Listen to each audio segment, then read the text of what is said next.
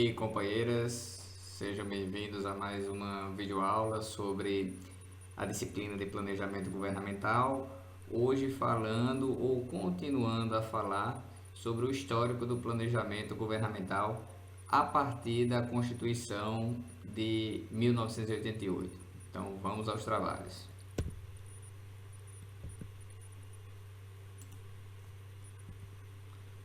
Muito bem, para resgatar um pouco do histórico que já falamos anteriormente, trago aqui um outro infográfico semelhante ao que eu já havia apresentado para vocês em outro vídeo, tá?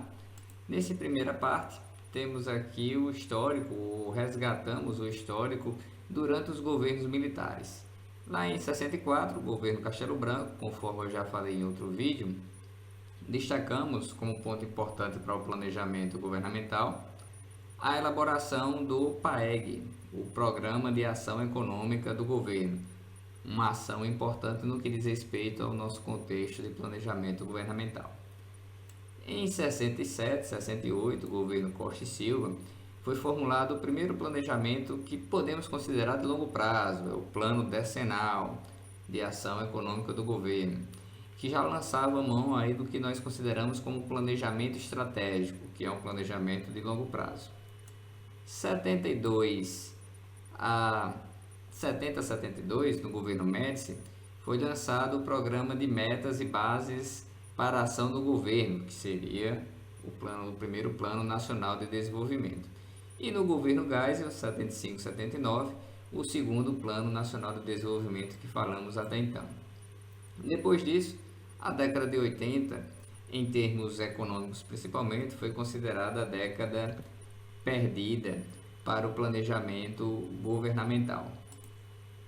Aí chegamos na elaboração dos PPAs, como um ponto importante para a administração pública. Deixa eu tirar aqui um pouquinho a minha tela do meio para vocês verem melhor.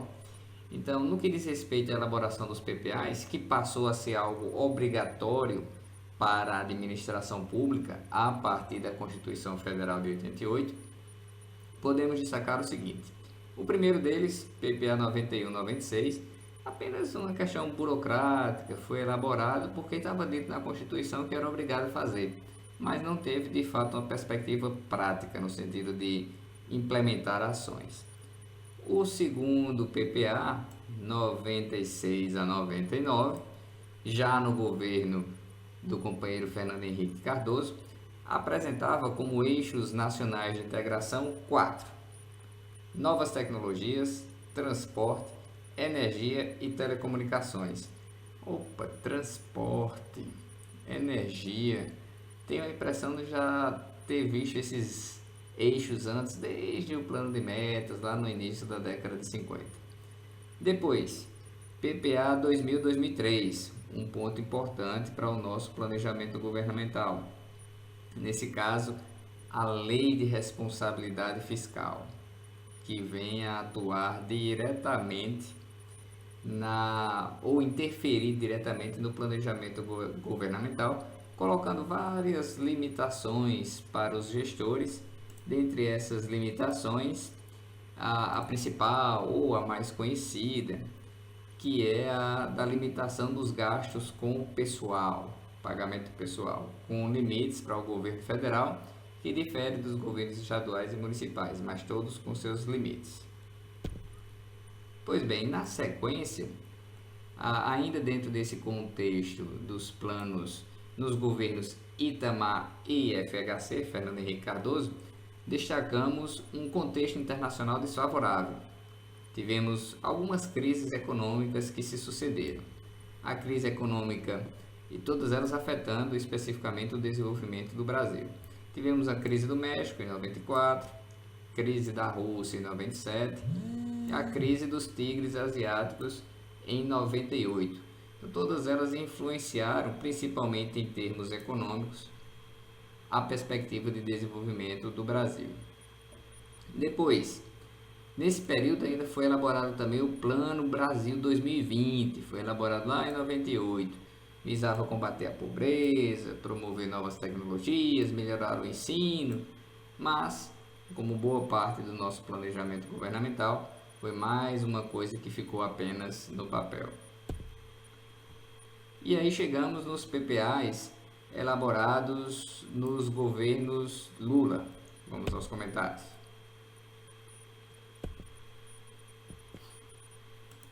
Tivemos PPA 2004-2007, com a junção de vários projetos que antes pertenciam a ministérios diferentes, com uma ideia de dar mais eficiência à administração pública, um maior gasto ou investimentos sociais, ampliação das relações exteriores, principalmente com os vizinhos aqui do Mercosul, a continuação da política de combate à inflação e atração de investimentos estrangeiros.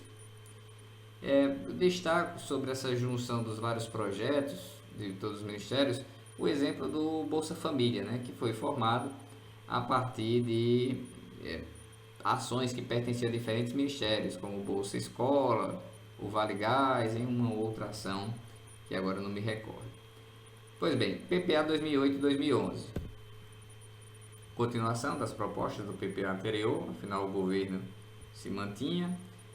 A proposta do PAC, do Programa de Aceleração do Crescimento, que consistia em obras de infraestrutura, um conjunto de obras, mais investimentos na área de petróleo, bioenergia, a busca por novos parceiros comerciais e maiores investimentos na área da educação e da saúde. Tivemos nesse contexto aqui, nos investimentos em educação, a ampliação dos institutos federais, a criação e ampliação dos institutos federais, do qual nós participamos. O PAC tinha como base o investimento em grandes obras de infraestrutura para fazer crescer a economia. Já havia essa perspectiva antes, lá no plano de metas e nos planos nacionais de desenvolvimento. Daqui a pouco a gente faz esse resumão. E aí chegamos a um outro ponto de destaque para um infográfico para a gente discutir. A Constituição Federal de 88, então, que eu falava, no artigo 165, torna obrigatório a elaboração do PPA para todos os chefes do Poder Executivo dos entes federados, estados, municípios e União. Sobre os PPAs, destacamos a elaboração que foi feita a partir do governo Collor, Itamar, continuação do governo Fernando Henrique e Lula e Dilma, Dilma/Temer e agora no governo Bolsonaro. Pois bem, o que podemos destacar? Nesses mandatos e na sua relação com o planejamento governamental.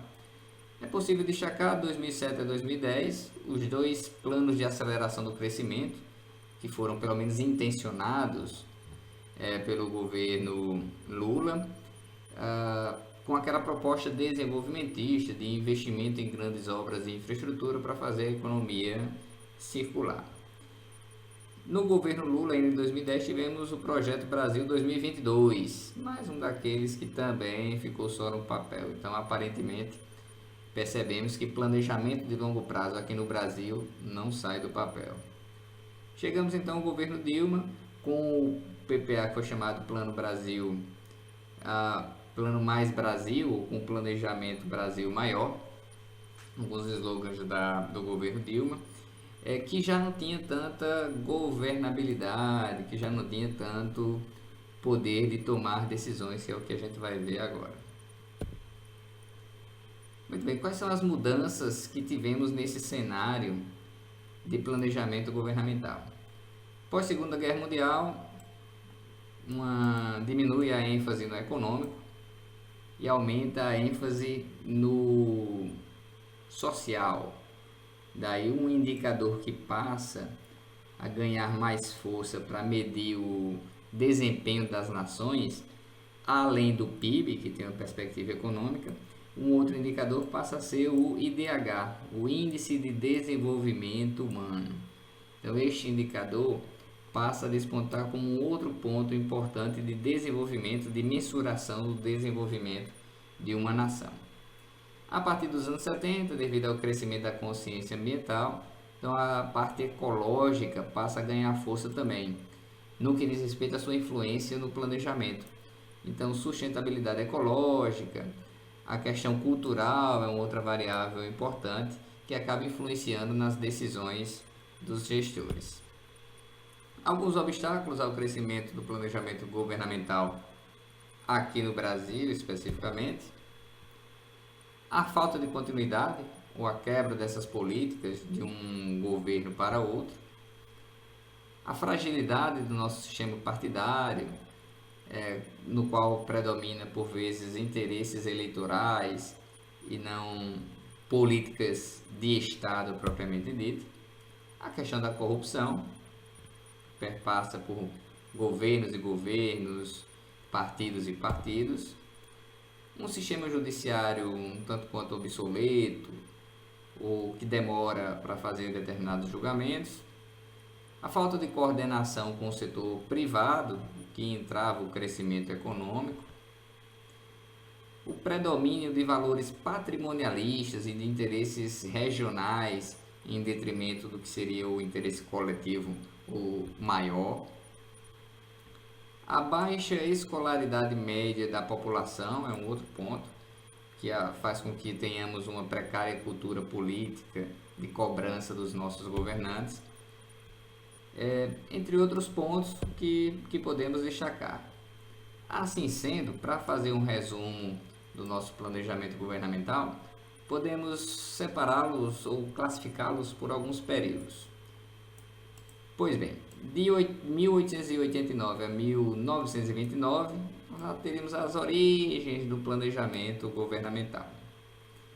De 30 a 45, um planejamento já mais estruturado, buscando uma maior estruturação. De 50 a 63, um planejamento com uma perspectiva desenvolvimentista. Que seria isso? Uma atuação mais direta do Estado na economia para poder fomentar o crescimento econômico, para fazer funcionar a roda da economia. De 64 a 79, continuação da política desenvolvimentista com um viés mais autoritário, tendo em vista se tratar dos governos militares, provavelmente. De 80 a 94, uma grande crise econômica no planejamento, onde se sucediam apenas planos econômicos e não planejamento de políticas públicas propriamente dito. De 95 a 2002, teríamos um planejamento gerencialista, um foco no Estado mínimo, uma perspectiva mais liberal. De 2003 a 2014 ou 2016, retoma com os governos do PT a proposta de planejamento desenvolvimentista, trazendo como alguns nomes importantes da literatura nacional, como Guido Mantega, por exemplo. E eu coloquei aqui 14 e 16 como essa dúvida, tendo em vista o impeachment de Dilma, né?